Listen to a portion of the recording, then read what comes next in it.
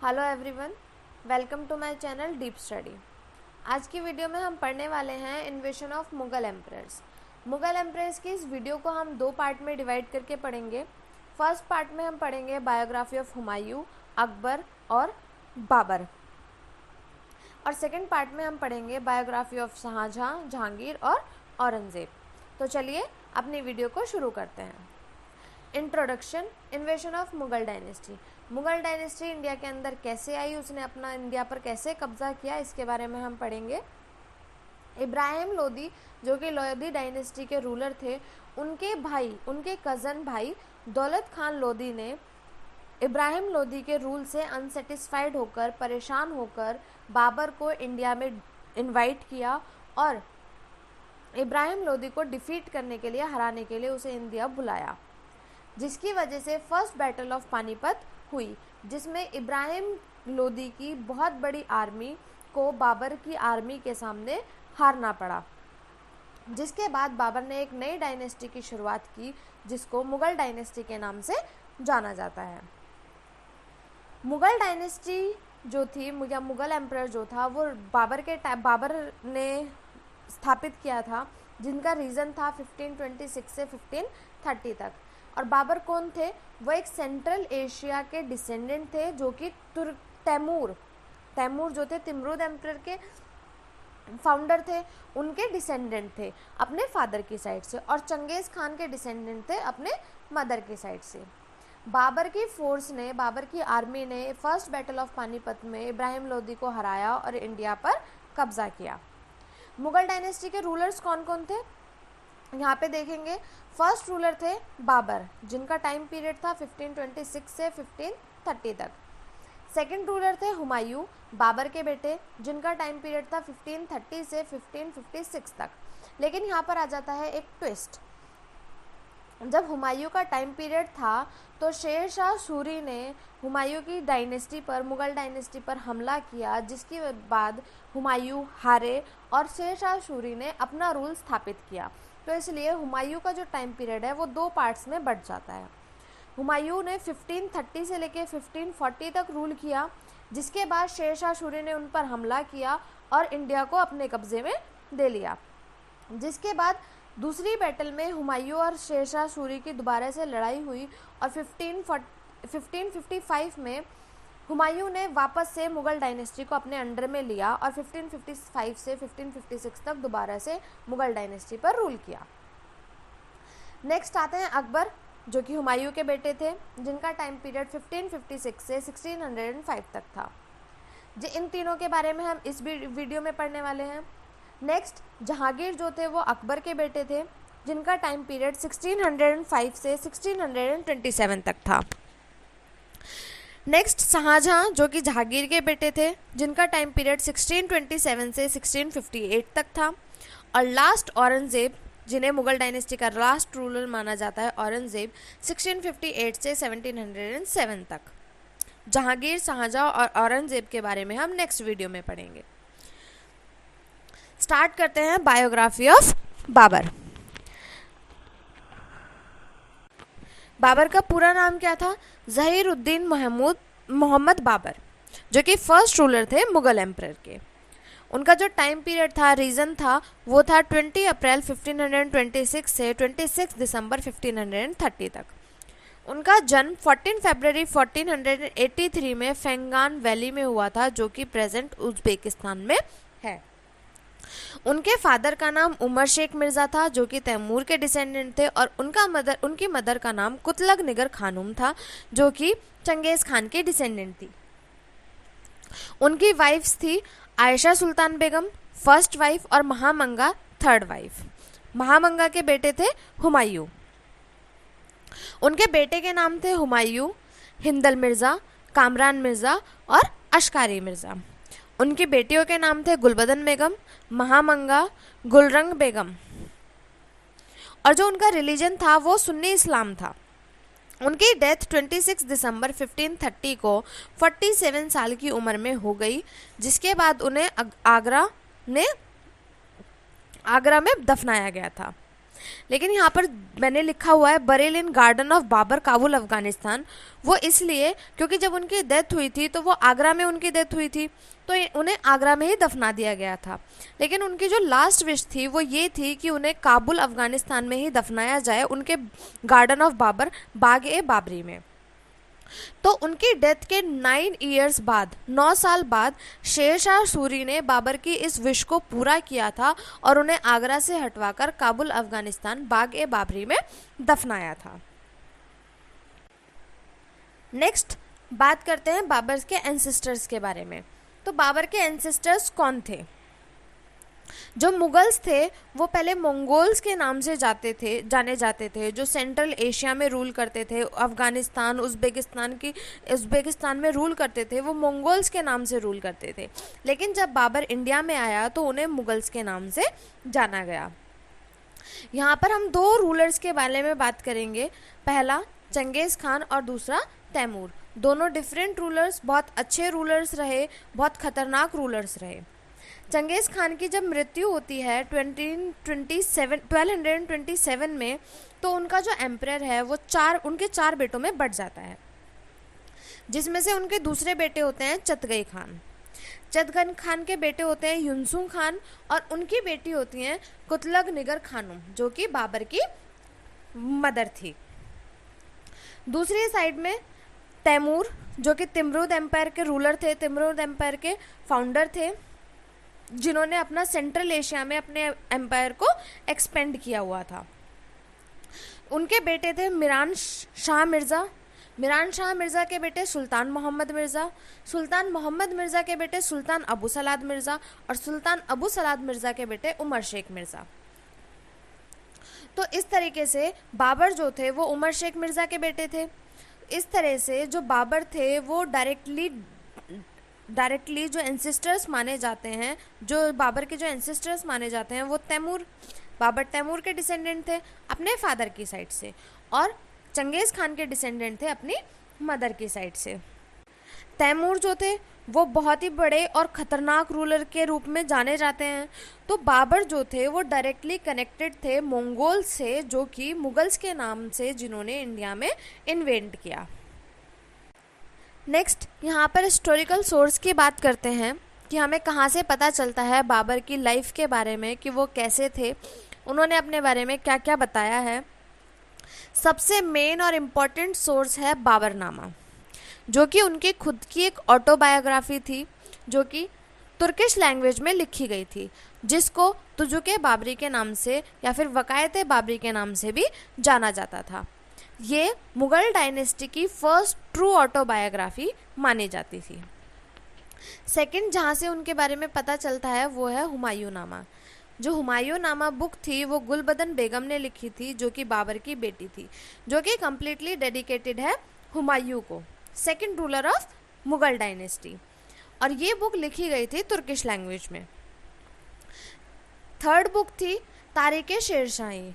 ये बुक अब्बास खान सरवानी ने अकबर के कहने पर पर्शियन लैंग्वेज में लिखी थी, जिसमें शेरशाह सूरी की लाइफ को हाईलाइट किया गया था। नेक्स्ट बुक थी अकबरनामा।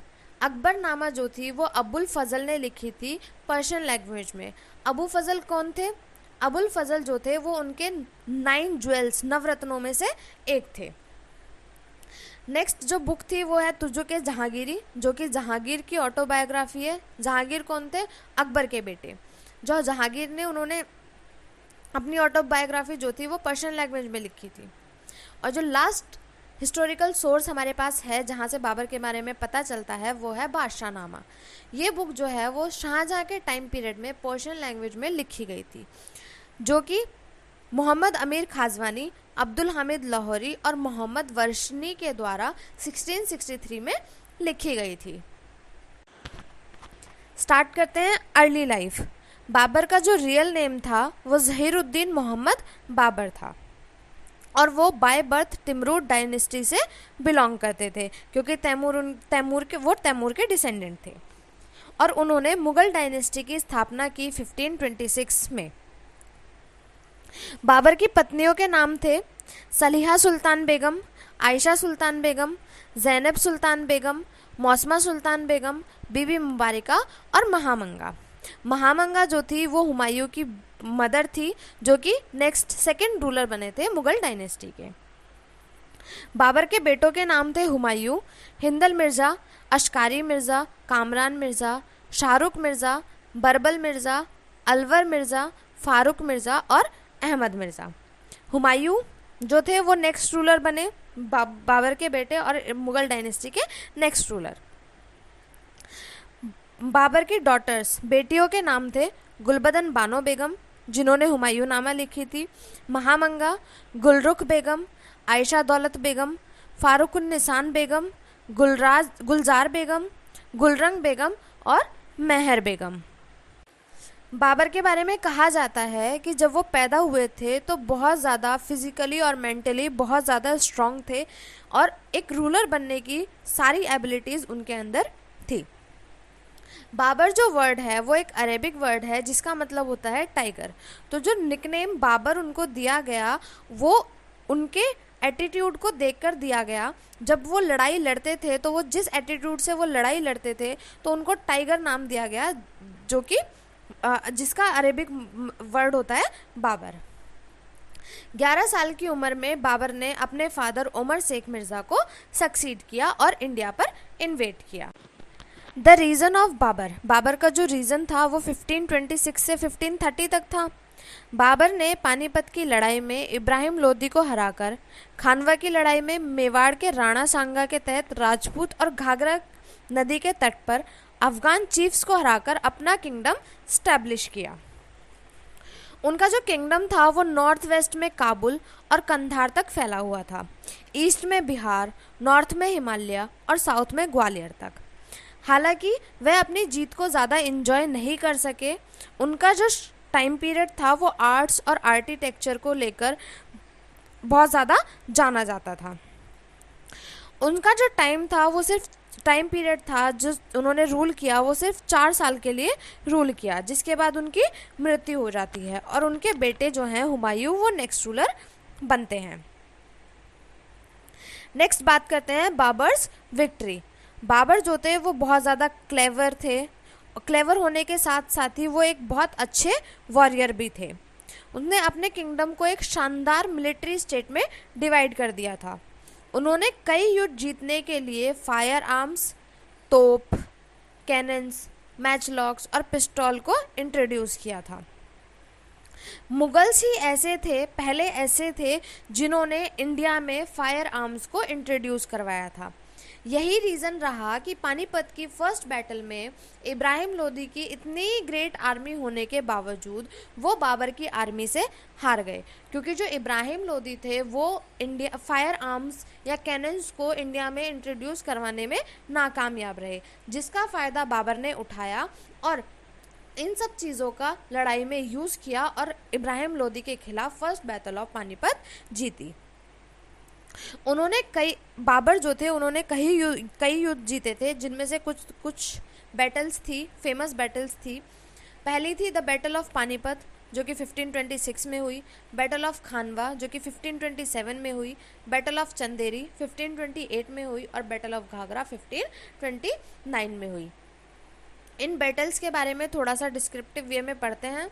तो आइए, बैटल ऑफ पानीपत।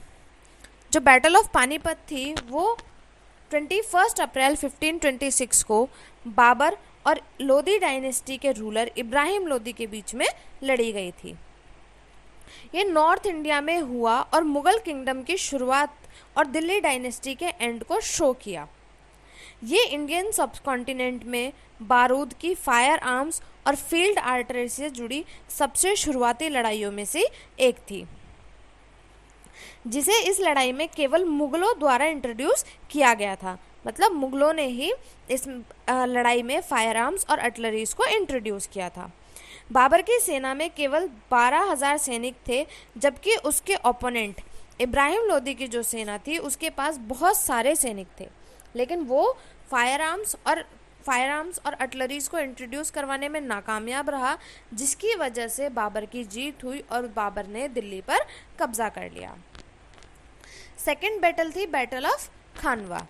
खानवा की जो बैटल थी वो 16 मार्च 1527 को राजस्थान के भरतपुर जिले के खानवा गांव के पास लड़ी गई थी।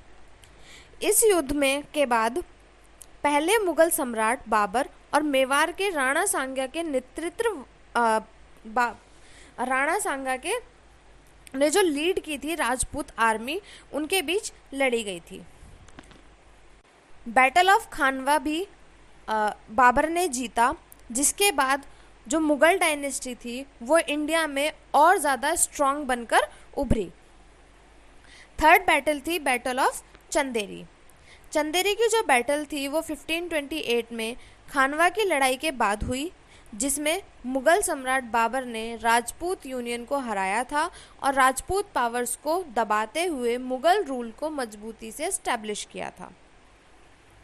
क्योंकि लड़ाई राजपूत और मुगल के बीच उत्तरी भारत की सुपरमेसी को लेकर थी, तो जो बाबर थे उन्होंने नॉर्थ और साउथ पार्ट के इंडिया के पार्ट पर कब्जा कर लिया था, जिसकी वजह से उनका जो पावर थी वो और ज़्यादा स्ट्रांग हो गई थी। नेक्स्ट और फोर्थ बैटल जो थी वो बाबर ने लड़ी थी, वो थी बैटल ऑफ घाघरा। घाघरा की लड़ाई 6 मई 1529 को भारत के बिहार स्टेट के घाघरा में लड़ी गई थी। काफ़ी सारी लड़ाइयाँ लड़ने के बाद बाबर भारत में अपने एरिया को एक्सपेंड करना चाहता था। घाघरा का युद्ध अफगान के सुल्तान और बाबर के बीच लड़ा गया था। अफगानों को युद्ध में महमूद लोदी द्वारा गाइड और लीड किया गया था। बाबर के आक्रमण के समय महमूद लोदी ही एक ऐसा रूलर बचा था जो कि लोदी डायनेस्टी की गद्दी का एकमात्र दावेदार था। ये 4 मेन बैटल्स थी जो कि बाबर ने लड़ी थी अपने टाइम पीरियड में, 4 साल के टाइम पीरियड में। आगे बात करते हैं बाबर के अचीवमेंट्स के बारे में। बाबर ने 1526 में पानीपत की पहली लड़ाई में दिल्ली सल्तनत का अंत करके अंतिम दिल्ली सुल्तान इब्राहिम लोदी को हराकर भारत में मुगल डायनेस्टी की स्थापना की। 1527 में बाबर ने खानुआ की लड़ाई में मेवाड़ के राणा सांगा संग राम सिंह द्वारा मेवाड़, ग्वालियर, अजमेर, अंबर आदि जैसे कई राजपूत राज्यों के साथ जो राजपूतों ने यूनियन बनाया हुआ था उसको हराया। 1529 में बाबर ने ईस्टर्न अफगान मतलब बंगाल, बिहार, असम, उड़ीसा आदि को हराया, जिन्होंने घाघरा की लड़ाई में महमूद लोदी के साथ एक शक्तिशाली यूनियन बनाया हुआ था। इसने बाबर विरोधी रणनीतियों को अस्थायी रूप से कमज़ोर कर दिया और नवेली मुगल शासन को बचाया। बाबर की जीत के कारण मुगल जो डायनेस्टी पश्चिम में काबुल से पूर्व में घाघरा तक, उत्तर में हिमालय से लेकर दक्षिण में ग्वालियर तक फैला हुआ था। बाबर जो था सांस्कृतिक गतिविधियों का महान संरक्षक था और अपने दरबार में कवियों, लेखकों और साहित्यकारों को शरण देता था। वह अरबी, तुर्की और फारसी भाषा का भी लर्नर था, उसे ये सारी लैंग्वेज भी बहुत अच्छे से आती थी। आगे बात करते हैं बाबर के इंटरेस्ट की कि उसे क्या क्या करना पसंद था। बाबर की जो ऑटोबायोग्राफी है उसके पढ़ने से पता चलता है कि बाबर को पढ़ने का, शिकार का, पॉलिटिकल और इकोनॉमिकल अफेयर्स का, नेचर का, इन सब चीज़ों में बहुत ज़्यादा इंटरेस्ट था। उसके पास आर्किटेक्चर, एडमिनिस्ट्रेशन और सिविलाइजेशन को लेकर काफ़ी अच्छे आइडियाज़ रहते थे, जिसकी वजह से मुगल डायनेस्टी जो है वो ग्रेट डायनेस्टी के रूप में सामने आई। हालांकि बाबर ने केवल 4 साल तक शासन किया, लेकिन जो उनका प्यार था नेचर के प्रति, उसकी वजह से उन्होंने एक बहुत ही सुंदर गार्डन बनवाया जिसे बाग-ए-बाबरी के नाम से जाना जाता है। और वो बाग जो गार्डन थे वो आगे चलकर हर मुगल राज्यों के राजभवनों के जो उनके फोर्ट्स थे सबका एक मेन हिस्सा बना। अपने टाइम पीरियड में ही बाबर ने एक बहुत ही सुंदर क्लासिकल मंगोल स्टाइल गार्डन की स्थापना की, बनवाया, जिसे बाग-ए-बाबरी के नाम से जाना जाता है। और उन्होंने अपनी लास्ट विश ये जताई कि जब मैं मरूं तो मुझे इसी जगह पर दफनाया जाए। अब मैंने जैसे कि आपको बताया कि बाबर को आर्ट्स एंड आर्किटेक्चर्स का बहुत ज़्यादा शौक था, तो उनके आर्ट एंड आर्किटेक्चर्स के बारे में पढ़ते हैं कि उन्होंने क्या क्या बनवाया था। बाबर के शासन में मुग़ल आर्किटेक्चर का बहुत ज़्यादा इन्फ्लुएंस था। बाबर के अंडर मुग़ल लोकल आर्किटेक्ट से इन्फ्लुएंस एक शाही मूवमेंट की शुरुआत थी। उन प्रोविजंस के प्रभावशाली कलाकार जो थे, आर्टिस्ट जो थे, बाबर की एलिगेंस और स्टाइलिश बिल्डिंग को धीरे धीरे डेवलप किया। बाबर ने भारत के चारों ओर कई मस्जिदों का निर्माण किया जो ज़्यादातर हिंदू टेम्पल्स को तोड़कर बनाई गई थी, जिसमें से 2 फेमस मस्जिद थी, काबुल बाग मस्जिद और बाबरी मस्जिद। इन बिल्डिंग्स के बारे में हम थोड़ा डिटेल में जानने की कोशिश करते हैं। पहला है बागे बाबरी। बाबर का बगीचा, जिसे स्थायी रूप से बागे बाबरी कहा जाता है, अफगानिस्तान के काबुल में एक हिस्टोरिकल पार्क है और पहले मुग़ल एम्परर बाबर के लास्ट रेस्टिंग प्लेस है, मतलब वहीं पर उसको दफनाया गया था। माना जाता है कि गार्डन 1528 ईस्वी के आसपास बना था। बागे बाबरी का जो जगह है उसे स्वर्ग माना जाता है, मतलब इतना सुंदर प्लेस है कि उसे हेवन कंसिडर किया जाता है। ये कई गार्डन में से एक है जिसे बाबर ने अपने जीवन के दौरान एंटरटेनमेंट और फन के लिए बनाया था, जबकि इस प्लेस को ही बाबर ने अपना लास्ट रेस्टिंग प्लेस, मतलब जहाँ पर उसे दफनाया जाए, उस जगह के रूप में चुना था। शुरुआत में आगरा में दफनाए बाबर जो थे वो शुरुआत में आगरा में दफनाए गए थे। बाद में 1540 में काबुल अफगानिस्तान के बाग-ए-बाबरी में दफनाया गया, और ये जो लास्ट विश थी उनकी, किसने पूरी की थी? शेरशाह सूरी ने। सेकंड मोन्यूमेंट की बात करते हैं तो वो थी काबुली बाग मॉस्क्यू। पानीपत में काबुली बाग मस्जिद 1526 में पानीपत की पहली लड़ाई में सुल्तान इब्राहिम लोदी पर अपनी जीत को डिस्प्ले करने के लिए बाबर ने इसे बनवाया था 1526 में। पानीपत में स्थित मस्जिद का नाम बाबर की पत्नी काबुली बेगम के नाम पर लिखा गया था। इंस्क्रिप्शन से पता चलता है कि जो वो जगह थी, जो मॉस्क्यू था, वो बहुत ज़्यादा स्टेबल नहीं था, जिसकी वजह से जो स्ट्रक्चर है उसका वो गायब हो गया, मतलब धीरे धीरे ख़त्म हो गया। लेकिन जो उसका इंस्क्रिप्शंस हैं और जो उसका डिज़ाइन है उससे पता चलता है कि मस्जिद में एक रेक्टेंगुलर प्रेयर चैम्बर था जिसमें एक बड़ा सेंट्रल डोम डोमिनेटेड था। मस्जिद के कोनों में नॉर्थ वेस्ट और साउथ वेस्ट डायरेक्शन में ऑक्टागोनल शेप के टावर्स बने हुए थे। नेक्स्ट और बहुत ज़्यादा चर्चित जो मॉस्क्यू रहा है वो था बाबरी मॉस्क्यू। ये अयोध्या भारत में एक मस्जिद थी जो कि हिंदुओं द्वारा हिंदू देवता राम का जन्मस्थान माना जाता था। ये 18th सेंचुरी के बाद से हिंदू और मुस्लिम समुदाय के बीच विवाद का केंद्र रहा। मस्जिद के इंस्क्रिप्शंस के अनुसार इसे 1528 से 29 में मुग़ल एम्परर बाबर के आदेश पर जनरल मीरा बाकी द्वारा बनाया गया था। 1992 में एक हिंदू राष्ट्रवादी भीड़ ने मस्जिद पर हमला किया और उसे ध्वस्त कर दिया, जिसने पूरे इंडियन सबकॉन्टिनेंट में कम्युनल वायलेंस को भड़का दिया। 5 जजों की सुप्रीम कोर्ट बेंच ने अगस्त से अक्टूबर 2090 तक एक टाइटल डिस्प्यूट चला और मामले में सुनवाई हुई।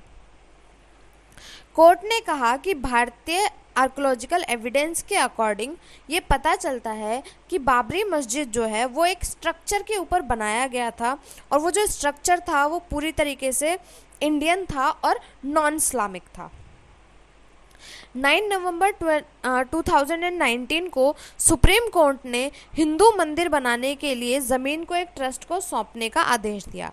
मतलब जो बाबरी मस्जिद थी उसकी जो ज़मीन थी वो हिंदू ट्रस्ट को सौंपी गई वहाँ पर राम मंदिर बनवाने के लिए। इसने सरकार को मस्जिद बनवाने के लिए उत्तर प्रदेश सुन्नी सेंट्रल वक्फ बोर्ड को एक अल्टरनेटिव 5 एकड़ प्लॉट दिया। मतलब बाबरी मस्जिद थी वहाँ पर तो राम मंदिर बना, उसके बदले में एक अल्टरनेटिव 5 एकड़ प्लॉट जो था वो सुन्नी सेंट्रल बोर्ड को दिया गया मस्जिद बनवाने के लिए, जो कि अयोध्या के धीनपुर में अलॉट किया गया था। आगे बात करते हैं weakness of Babur. Emperor Babur में वैसे तो कोई ज़्यादा कमज़ोरी नहीं थी, सिवाय इसके कि वह अपने एंसेस्टर्स की तरह शराब और अफीम का बहुत ज़्यादा एडिक्टेड था। बाद में जब बाबर बहुत ज़्यादा बीमार हो गया और अपने डेथ बेड पर था, तो कई हिस्टोरियंस ये सोचते थे कि अफीम लेने की वजह से, बहुत ज़्यादा अफीम लेने की वजह से वो बीमार हो गया।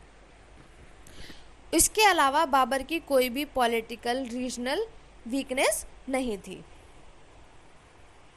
आगे बात करते हैं the Baburnama, the first true autobiography of Mughal emperor.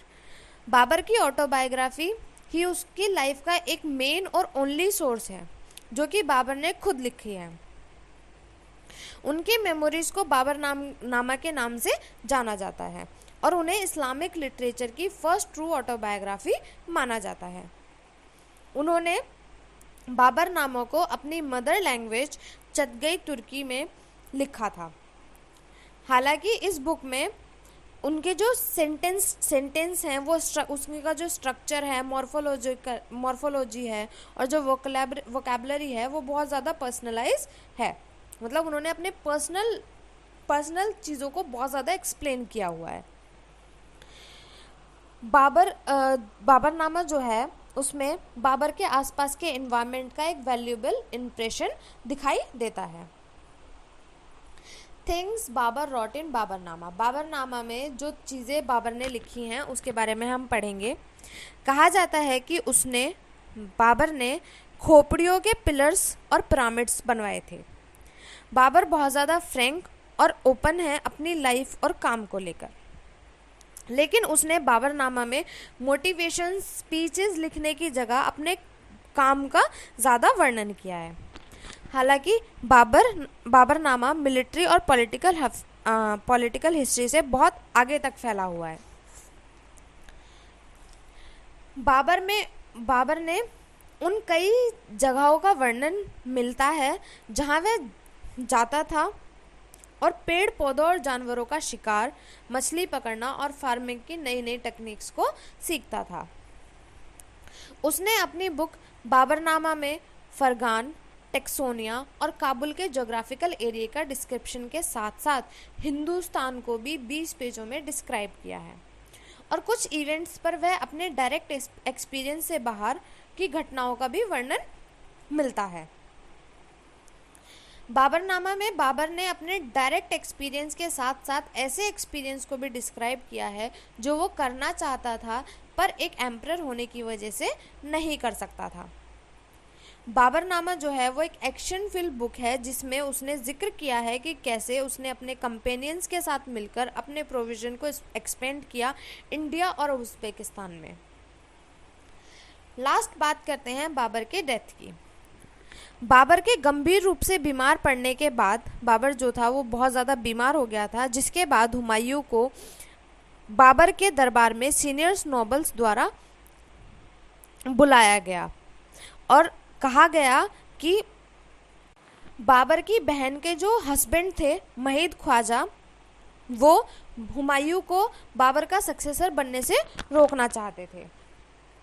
पर जब वो आगरा पहुंचा तो बाबर जो थे वो ठीक होने लगे, जिसकी वजह से मेहदी ख्वाजा के जो सारा अरमान थे कि मैं रूलर बनूंगा, हुमायूं को रूलर बनने से रोक दूंगा, वो सारे रखे के रखे रह गए।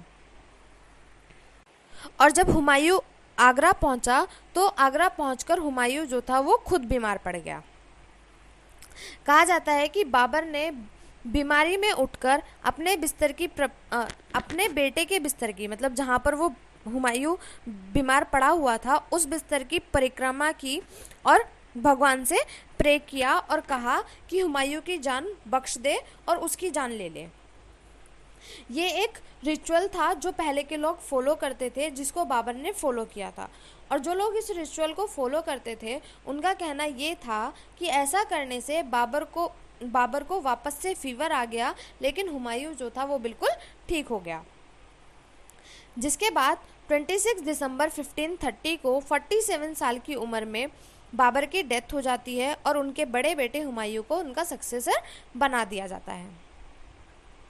लेकिन वह काबुल में अपने फेवरेट गार्डन में दफन होना चाहते थे, एक ऐसा शहर जिसको वो बहुत ज़्यादा प्यार करते थे और वो उनका फेवरेट प्लेस था, क्योंकि उन्होंने वहाँ पे एक गार्डन बनवाया था, बागे बाबरी। लेकिन जब उनकी मृत्यु हुई तो उन्हें आगरा की राजधानी में एक तोम में दफनाया गया। पर 9 साल बाद शेरशाह सूरी ने उनकी इस लास्ट विश को पूरा किया और बाबर को आगरा से हटवाकर अफगानिस्तान में काबुल में बागे बाबरी में दफनाया गया। उनके जो लास्ट वर्ड थे वो अपने बेटे हुमायूं से ये थे कि अपने भाइयों के खिलाफ कुछ भी गलत मत करना, भले ही वो इसके लायक क्यों ना हो। बाबर की बायोग्राफी का यहाँ पर एंड होता है। अब नेक्स्ट हम स्टार्ट करते हैं बायोग्राफी ऑफ हुमायूं। हुमायूं का जो टाइम पीरियड है वो 26 दिसंबर 1530 से 17 मई 1540 तक था। हुमायूं का पूरा नाम था नसीरुद्दीन महमूद हुमायूं और वो सेकेंड मुगल एम्परर थे। हुमायूं का जन्म 6 मार्च 1508 में काबुल में हुआ, जो कि अफगानिस्तान में है। उनके फादर का नाम बाबर था और उनकी मदर का नाम महाम बेगम था। उनका रिलीजन सुन्नी इस्लाम था और उनकी मृत्यु 27 जनवरी 1556 को 47 साल की उम्र में दिल्ली में हो गई, जिसके बाद उन्हें हुमायूं तोम दिल्ली में दफनाया गया। Historical source. Only historical source जो हुमायूं के बारे में मिलता है वो है हुमायूंनामा। हुमायूंनामा किसने लिखा था? गुलबदन बेगम ने, जो कि बाबर की डॉटर थी और हुमायूं की सिस्टर थी। गुलबदन बेगम ने हुमायूंनामा को तुर्किश लैंग्वेज में लिखा था। ये एक बुक थी जो कि कम्प्लीटली डेडिकेटेड थी हुमायूं को।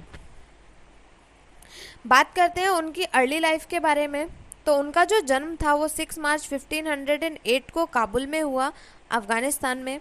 उनके फादर का नाम बाबर और उनकी मदर का नाम महाम बेगम था। उनका रियल नाम जो था वो नसीरुद्दीन मोहम्मद था।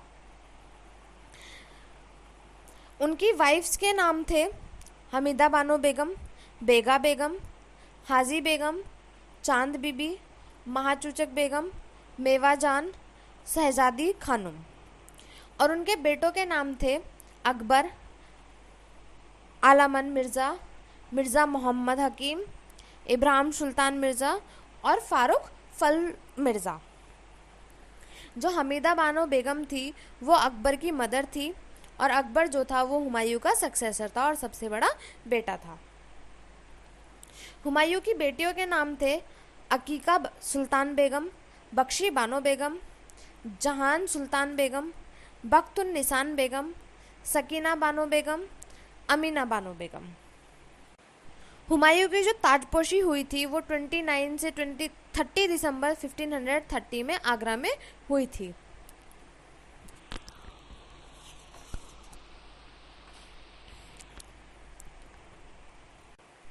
हुमायूं का जो टाइम पीरियड है, जो एरिया है, वो सबसे कम सुरक्षित एरिया माना जाता था। उसने केवल 4 साल तक शासन किया और सभी नोबल्स ने हुमायूं को एक सही रूलर के रूप में नहीं देखा। हुमायूं जो है वो अपनी पीसफुल पर्सनैलिटी के लिए जाना जाता था, जिसकी वजह से उन्हें मुगल्स के बीच इंसा-ए-कालीम यानी परफेक्ट मैन की उपाधि दी गई थी। बात करते हैं हुमायूं के रीजन की।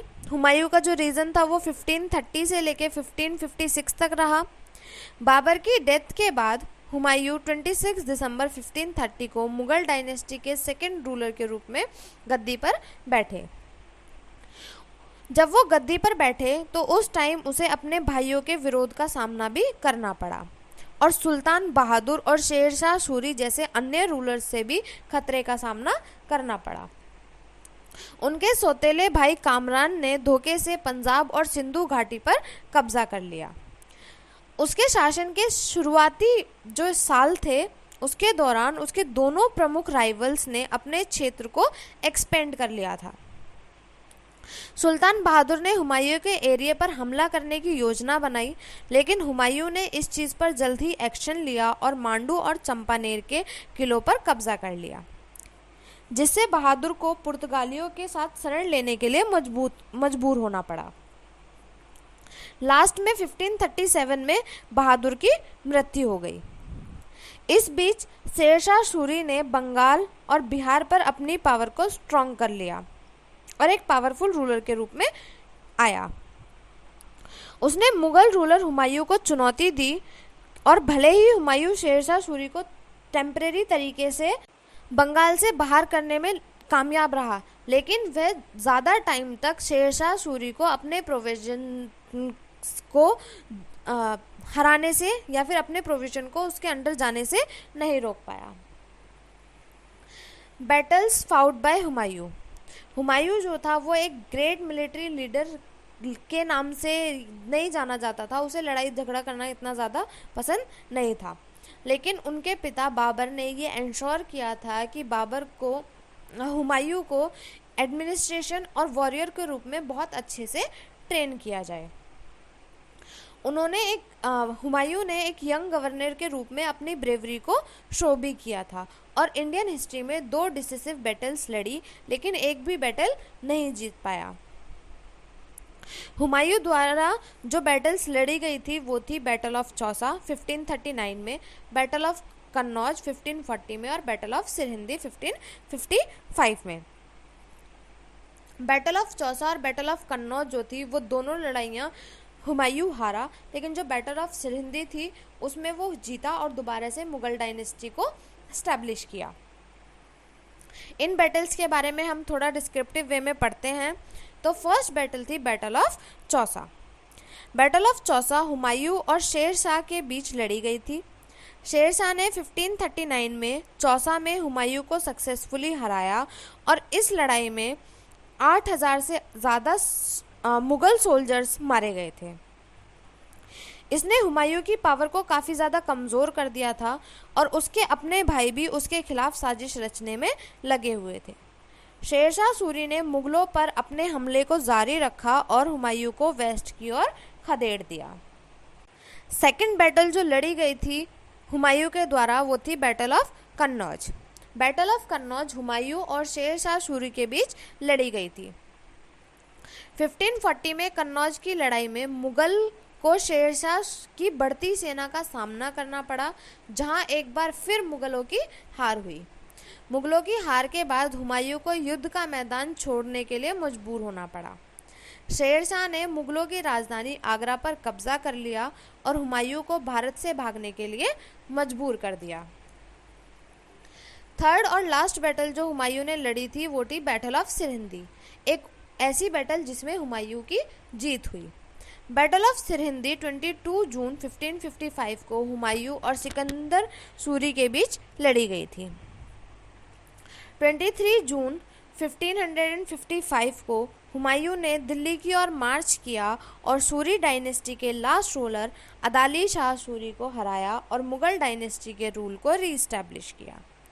उसके बाद से उसने अपने प्रोविनेंस को डिवाइड किया और हिसार का जो क्षेत्र था वो अकबर के अंडर, मेवात का जो क्षेत्र था वो तारदी बेग के अंडर और आगरा का क्षेत्र सिकंदर खान के अंडर और सिरहिंदी का क्षेत्र बैरम खान के अंडर दे दिया। रीगेन ऑफ थॉर्न, जैसे कि शूरशाह शेरी से लड़ाई के बाद वो हार गया तो उसे अपने गद्दी को छोड़ना पड़ा और एक नई डायनेस्टी की शुरुआत हुई जिसे सूरी डायनेस्टी के नाम से जाना जाता था। सूरी डायनेस्टी को उसने दोबारा से हराया और वापस से मुगल डायनेस्टी को एस्टैब्लिश किया। शेरशाह सूरी से हारने के बाद हुमायूं अपनी पत्नी और कुछ साथियों के साथ पर्शिया मतलब ईरान भाग गया। वहाँ शाह तहमास्प ईरान के जो शासक थे उन्होंने ना उन्हें केवल शरण दी लेकिन उन्हें एक रॉयल विजिटर की तरह ट्रीट किया। शाह तहमास्प के मिलिट्री सपोर्ट के साथ हुमायूं कांधार और काबुल पर हमला करने के लिए आगे बढ़ा। इस बीच 1545 में शेरशाह सूरी की मृत्यु हो गई और उनके बेटे और सक्सेसर को भी 1554 में उनके पिता के कुछ सालों बाद ही डेथ हो गई। शेरशाह सूरी की डेथ के बाद हुमायूं को अपने किंगडम को रिस्टेब्लिश करने के लिए सही मौका मिल गया। उसने एक बड़ी आर्मी इकट्ठी की जिसे उसने एक बैरम खां के अंडर में प्लेस किया। बैरम खां ने आर्मी को लीड किया और मुगलों के लिए किंगडम को सक्सेसफुली क्लेम किया। एक बार फिर हुमायूं ने 23 जुलाई 1555 को बाबर के किंगडम को अपने अंडर में ले लिया। एक बार फिर मुगल एम्परर बनने के बाद उन्होंने ईस्टर्न और वेस्टर्न इंडिया के प्रोविनेंस पर अपने रूल को स्प्रेड करने के लिए मिलिट्री कैंपेन शुरू किया।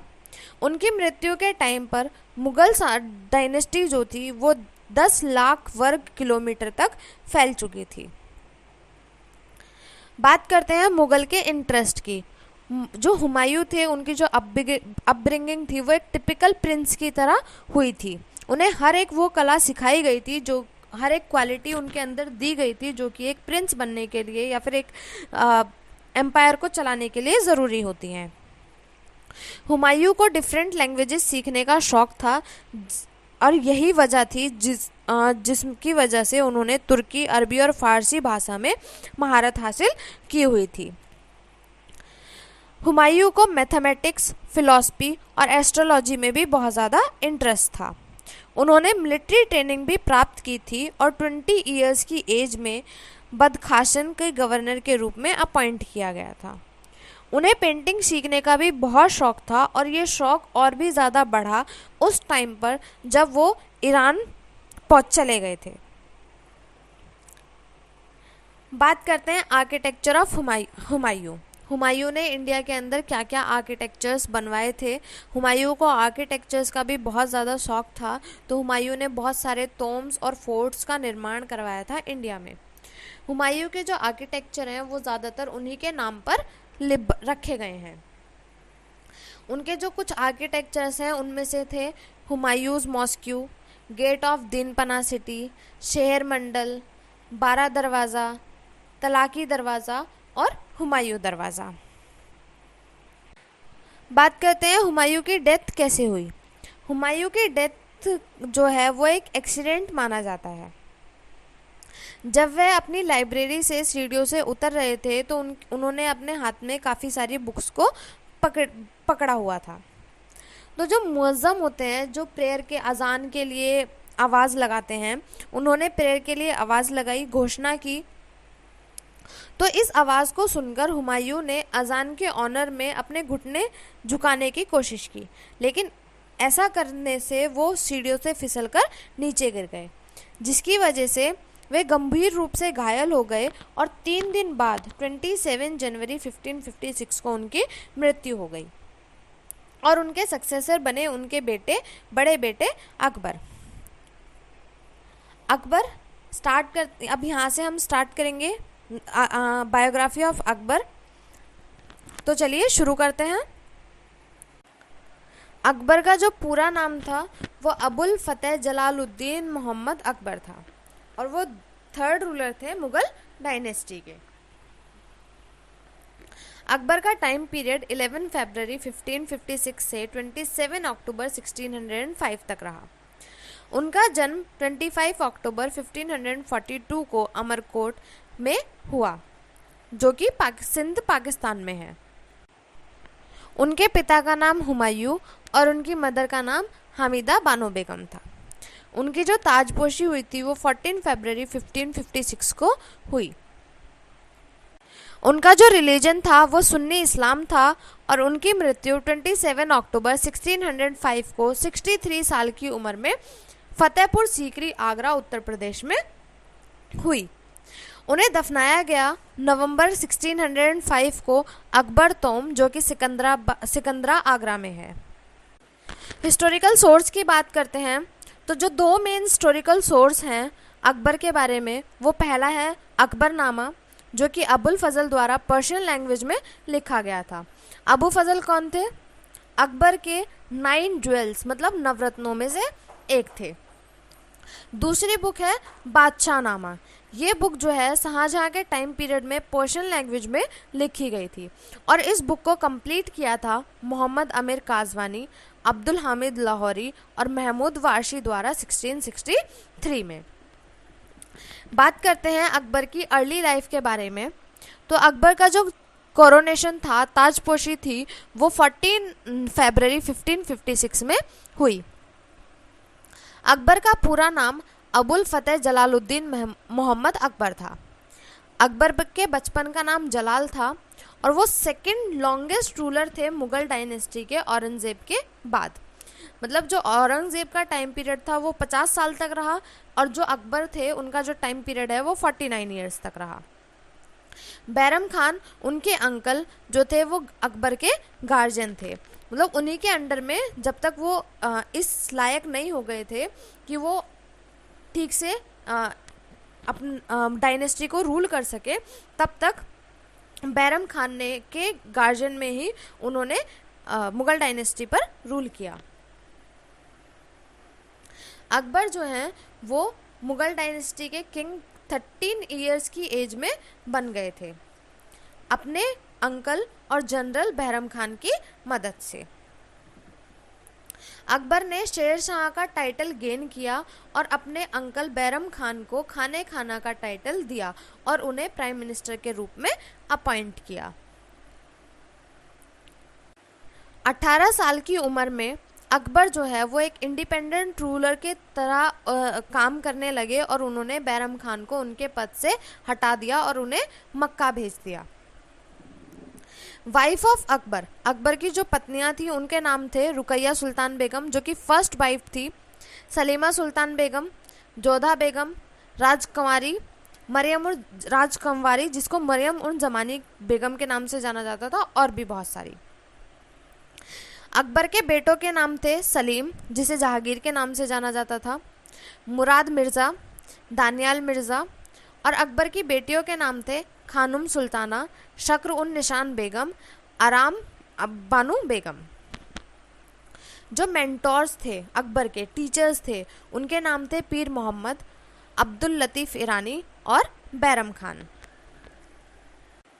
अकबर 9 साल की उम्र में गजनी के गवर्नर के रूप में काम करना शुरू किया था। अकबर का जो रीजन था वो 1556 से 1605 तक था।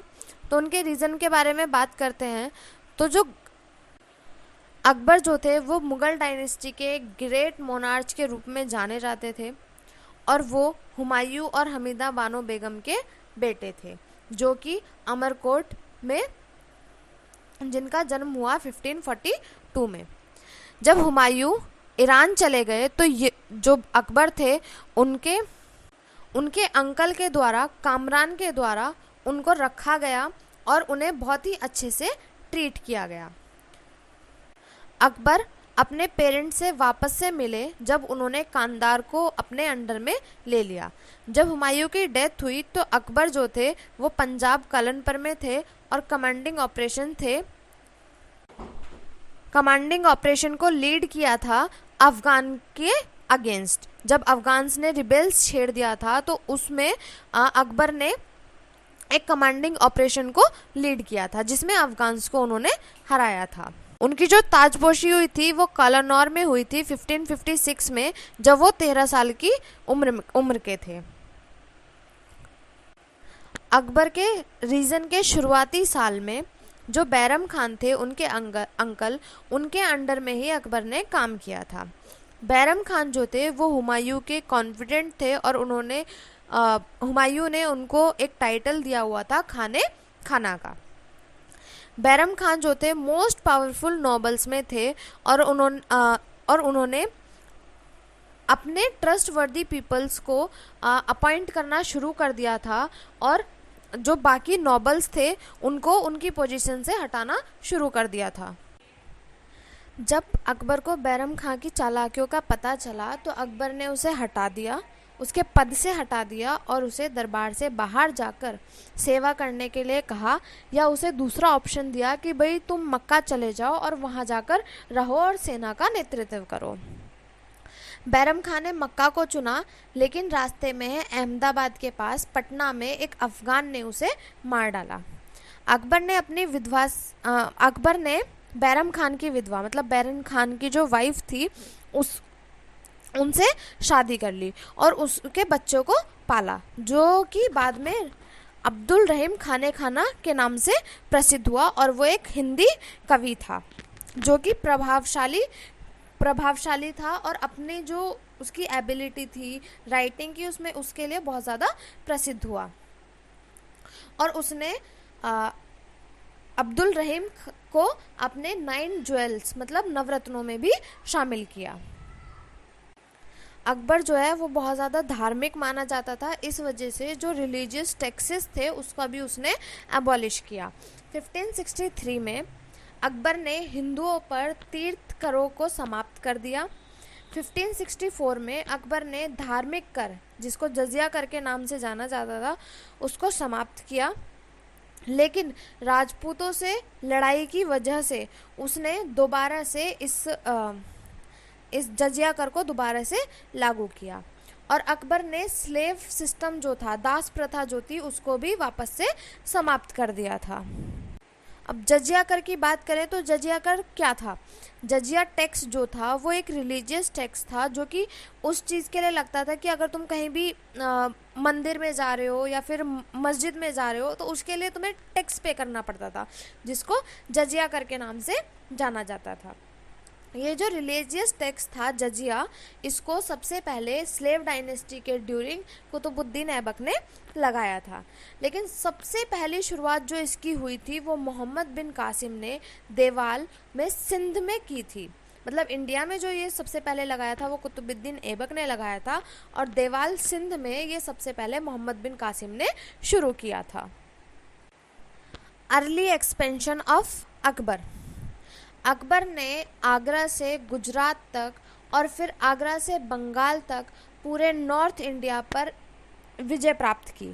उसने नॉर्थ ईस्ट सीमा को मजबूत किया। बाद में वह दक्कन चला गया। मतलब जो स्टार्टिंग थी, उसने स्टार्टिंग में अपना जो रूल था वो आगरा से बंगाल तक और गुजरात तक, राजस्थान, इन सब जगहों पर फैलाया। उसके बाद जो उसका लेट एक्सपेंशन रहा वो दक्कन और उड़ीसा की साइड रहा। ग्वालियर, मालवा और गोंडवाना का जो कॉन्क्वेस्ट था उसमें अकबर की माँ, जो उसकी फ्रॉस्टर मदर थी, महामंगा के बेटे जो थे उद्धम खान ने 1561 ईस्वी में मालवा, ग्वालियर और गोंडवाना के शासक को हराया। राजस्थान की विजय जो थी, अकबर ने आमेर के राजा भारमल की बेटी जोधाबाई से शादी की और मैट्रिमोनियल अलायंस के थ्रू उन्होंने राजस्थान पर कब्जा किया। मतलब सीधा मतलब ये जो ग्वालियर, मालवा और गोंडवाना का जो कॉन्क्वेस्ट था उसका सारा श्रेय महामंगा के बेटे, अकबर की फ्रॉस्टर मदर महामंगा के बेटे उद्धम खान को जाता है। और जो राजस्थान का कॉन्क्वेस्ट था उसको अकबर ने मैट्रिमोनियल अलायंस से जीता था। नेक्स्ट था conquest of Gujarat, Bihar and Bengal. Akbar 1572 ईस्वी में अजमेर के रास्ते अहमदाबाद पर आगे बढ़ा और गुजरात के शासक मुजफ्फर शाह को बिना किसी प्रतिरोध के हरा दिया, और फिर वह बिहार और बंगाल की ओर बढ़ा। बिहार और बंगाल पर कब्जा करने के बाद अकबर ने गुजरात की जीत का जश्न मनाने के लिए फतेहपुर सीकरी में बुलंद दरवाज़ा बनवाया था। ये 3 जो कॉन्क्वेस्ट थे वो अकबर के अर्ली कॉन्क्वेस्ट में गिने जाते हैं, और जो अकबर का लेट कॉन्क्वेस्ट था वो था उड़ीसा और दक्कन का। 1591 में अकबर ने दक्कन के प्रति एग्रेसिव नेचर का अपनाया और राजकुमार मुराद, जो कि गुजरात के गवर्नर थे, और अब्दुल रहीम खाना खाने की लीड में दक्कन के लिए एक अभियान भेजा। 1592 में बंगाल के मुगल गवर्नर राजा मानसिंह ने उड़ीसा पर विजय प्राप्त की, जो उस समय अफगान प्रमुखों के नियंत्रण में था। जो बंगाल के जो गवर्नर उस टाइम पर बने थे मुगल डायनेस्टी में, राजा मान सिंह, उन्होंने उड़ीसा पर विजय प्राप्त की थी। और उस टाइम पर जो उड़ीसा था वो अफगान्स के अंडर में आता था। उसने कूच विहार और ढाका सहित पूर्वी बंगाल के कुछ हिस्सों पर भी विजय प्राप्त की थी। अब अकबर की विक्ट्रीज की बात करते हैं। तो अकबर जो था वो एक ग्रेट लीडर था और कभी लड़ाई से पीछे नहीं हटता था। अकबर ने एक सिस्टम की शुरुआत की थी जिसको मनसबदारी सिस्टम कहा जाता था, जिसके माध्यम से वह अपनी सेना को लीड करता था और सेना को एडजॉइन करता था, संभाल के रखता था। इस सिस्टम के तहत सेना के प्रत्येक अधिकारी को एक रैंक दी जाती थी, एक मंसूबा दिया जाता था। मनसबदार मतलब एक मंसूबा दिया जाता था और कई घुड़सवार सेना को सौंपा जाता था जो उसे शाही सेना को आपूर्ति करनी होती थी। अकबर ने लगभग हर लड़ाई जीती। अकबर के द्वारा जो दो मेन लड़ाई लड़ी गई थी वो थी सेकेंड बैटल ऑफ पानीपत इन 1556 और battle of Haldighati in 1576। In battles के बारे में थोड़ा डिटेल्ड पढ़ते हैं। तो आइए फर्स्ट बैटल के बारे में पढ़ते हैं। फर्स्ट बैटल थी battle of Panipat. Second battle of Panipat. Second battle of Panipat 5 नवंबर 1556 को दिल्ली के हिंदू राजा हेमचंद्र विक्रमादित्य बंगाल के अदाली शाह के वजीर, जो कि विक्रमादित्य जो थे अदाली शाह के वजीर थे, उनके बीच लड़ी गई थी, जिन्होंने अफगान सेना को लीड किया, जिसे विक्रमादित्य को हेमू के नाम से भी जाना जाता था। और अकबर के बीच ये लड़ाई लड़ी गई थी। लगभग हेमू उस लड़ाई को जीतने की कगार पर था, लेकिन तीर था वो उसकी आंख में लग गया और वह बेहोश हो गया। और फॉर्चुनेटली जो अकबर की आर्मी थी वो इस लड़ाई को जीत गई और फिर से वापस से मुगल डायनेस्टी की ही जीत हुई। जो दूसरी मैसिव और बड़ी लड़ाई लड़ी थी अकबर ने वो थी बैटल ऑफ हल्दीघाटी, जो कि 18 जून 1576 को मेवाड़ के राणा महाराणा प्रताप और अकबर की आर्मी के बीच लड़ी गई थी, जिसको मानसिंह ने लीड किया था। मानसिंह कौन थे? जोधाबाई के भाई। उन्होंने उस आर्मी को लीड किया था। जो महाराणा प्रताप थे वो इसमें लड़ाई में कुछ हद तक हार चुके थे और उसमें मानसिंह उन्हें पकड़ने ही वाले थे, लेकिन महाराणा प्रताप वहां से भाग गए और मानसिंह उन्हें पकड़ने में असफल रहे, जिसके बाद हल्दीघाटी की जीत का जो श्रेय था वो मानसिंह को गया और अकबर की वापस से हल्दीघाटी की लड़ाई में जीत हुई। बात करते हैं अकबर के इंटरेस्ट की। अकबर जो था वैसे तो एक मुस्लिम था, लेकिन उसको बहुत ज़्यादा इंटरेस्ट था अलग अलग रिलीजियस में, हिंदूज़ में, ज़ोरैथ्रियंस में और क्रिश्चियनिटी में। अकबर बहुत ज़्यादा डीपली इंटरेस्टेड था रिलीजन और फिलॉसफी में। उसको आर्ट्स और आर्किटेक्चर्स का भी बहुत शौक था, जिसकी वजह से उसके टाइम पीरियड में बहुत सारे मॉन्यूमेंट्स का निर्माण हुआ। उसको हंटिंग करने का भी बहुत शौक था। उसने कई हजार टाइगर्स को मारा था अपने टाइम में, और जब भी वो शिकार करने के लिए जाता था तो वो हमेशा अकेला जाता था। वो नहीं चाहता था कि कोई उसकी हेल्प करे, तो वो हमेशा शिकार करने के लिए अकेला ही निकलता था। उसे इतना ज़्यादा शौक था हंटिंग का। जो पर्शियन लैंग्वेज थी उसके टाइम में, मुगल एम्परर में, अकबर के टाइम में बहुत ज़्यादा फैली और अकबर भी पर्शियन लैंग्वेज को लेके बहुत ज़्यादा इन्फ्लुएंस था। अकबर सॉन्ग्स के लिए, सुनने के लिए भी बहुत ज़्यादा इन्फ्लुएंस था, इसलिए उसने ग्वालियर के तानसेन का संरक्षण किया, जो कि बहुत सारे अलग अलग राग्स गाया करते थे। आगे बात करते हैं आर्ट एंड आर्किटेक्चर, जो मॉन्यूमेंट्स अकबर ने बनवाई थी। अकबर के टाइम में जो इंडिजिनियस आर्ट का जो इंडिजिनियस स्टाइल था वो बिल्ट हुआ, और जो ईंटें वगैरह यूज़ होती थी मॉन्यूमेंट्स को बनवाने के लिए, वो सैंडस्टोन यूज़ होता था। अकबर ने ज़्यादातर जो भी फोर्ट्स बनवाए हैं, आगरा का फोर्ट बनवाया है वो रेड सैंडस्टोन से बनवाया है। इसके कुछ अकबर के कुछ अदर फोर्ट्स भी हैं जो कि लाहौर और इलाहाबाद में हैं। कुछ फोर्ट्स जो अकबर ने बनवाए हैं उनका नाम है फतेहपुर सीकरी नियर आगरा। और फतेहपुर सीकरी किस लिए बनवाया गया था? जब उसने गुजरात पर अपनी जीत हासिल की थी। दूसरा है बुलंद दरवाज़ा। तीसरा अकबर्स टॉम्ब एट सिकंदराबाद। चौथा एक हिंदू टेम्पल बनवाया था अकबर ने जिसका नाम था टेम्पल ऑफ गोंदीवेना एट वृंदावन। और लास्ट जहांगीर महल इन आगरा फोर्ट। और भी बहुत सारे मॉन्यूमेंट्स थे जो अकबर ने बनवाए थे। अकबर का जो टाइम पीरियड था और उसका जो एडमिनिस्ट्रेशन था वो बहुत ज़्यादा वेल ऑर्गेनाइज था। हर किसी को अपने अपने पद और कामकाज अलग अलग सौंपे गए थे। इसमें अकबर्स के नवरत्न को काउंट किया जाता है। 9 of the countries were known as Akbar's Navratna. 9 nobles जो थे वो अकबर्स के नवरत्न के नाम से जाने जाते हैं। 9 ज्वेल्स या फिर नवरत्न्स, जिसमें से पहले हैं अबू फजल जिन्होंने अकबरनामा लिखी थी और N.A. अकबरी लिखी थी। उन्होंने दक्कन की लड़ाई में मुगल आर्मी को लीड किया था। और प्रिंस सलीम मतलब अकबर के बेटे जहांगीर के कहने पर बैर सिंह बुंदेला ने अबुल फजल की हत्या कर दी थी। दूसरे जो रतन थे अकबर के रतन 9 ज्वेल में से थे वो थे फेजी जो कि एक पर्शियन पोइट थे, अबू फजल के ब्रदर थे और उनके सुपरविजन में महाभारत को पर्शियन लैंग्वेज में ट्रांसलेट किया गया था।